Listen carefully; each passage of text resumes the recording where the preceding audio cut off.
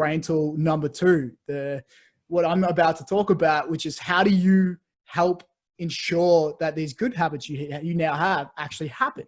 How do you make sure you do what you're going to say you're going to do? And the really simple way you do that is you create this if-then plan.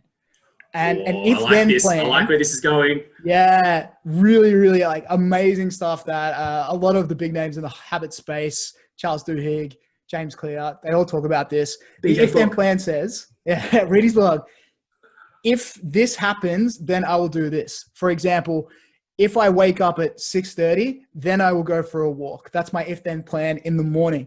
And there's been a slew of research on how effective these are, and they actually help you create routines by creating a contextual timed cue for when something happens to trigger your behavior. So you think about what Kieran said before. Kieran, you talked about cues and triggers. I did. By saying if, you are utilizing that trigger, which is the if, to then cue up a routine, which is the then, which will then lead to the habit formation.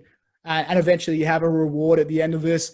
And I know you might be thinking, Kieran, that this is all hocus pocus. What am I basing this on? Well, they actually did a study.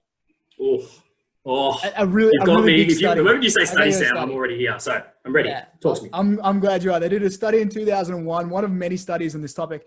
They did a study in 2001, 248 people in Great Britain, trying to build better exercise habits over 2 weeks. And they had 3 groups. In group 1, they had people who just went about their business and tracked how much exercise they did over the 2 weeks. In group 2, they had a group that had to watch motivational materials, to watch a presentation about why they should exercise, the health benefits, the improvements it can have on their cardiovascular system. And then they had group 3. And group 3 got the same material as group 2, the motivational stuff and the presentations. But then they had to write down what they were going to do, when they were going to do it, and where they were going to do it. And this was called the implementation intention. This was the if-then plan. I love that because it's almost as if because you're actually creating the behavior you're going to do before actually doing it. It's almost creating that automatic loop of here is situation, which is the stimulus. Here's the response 100%. That I should do. And that's when we talk about like simulation and you practice that, it almost becomes that very clear associative relationship. So like clearly documenting that. That's yeah. Totally. So I like that. So I mean, it gets even better when you hear the results, right? So you've got these 3 groups, and group 1 and 2, for the next 2 weeks, basically 35% of them exercised at least once. So between watching motivational videos and doing absolutely nothing, there was almost no difference in the groups. Now, the group who wrote down the if-then plan, 91% of them exercised.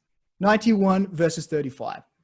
So that difference of over 50% just by writing out that implementation intention, that if-then, has a massive flow-on effect to whether you're actually going to do a habit or not.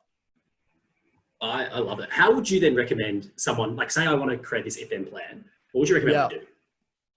So the way I would do it, and you might have a different way of doing it, but I'm really simply, I go, if I finish work at 5, then I'm going to work out. And I like to think through them and just make up all these if situations. And I also use them for habits on the fly or routines on the fly. If it hits 2 p.m., then I'll have a green tea as opposed to having an alternative. So just constantly turning everything you want to do into an if and into a then, an if and then statement is the first step. But you can actually take it a little bit further, which Kieran's going to cover a little later on. So that's my first brain tool. Brain tool number 2 is create an if-then plan for the habits you want to ingrain into your life.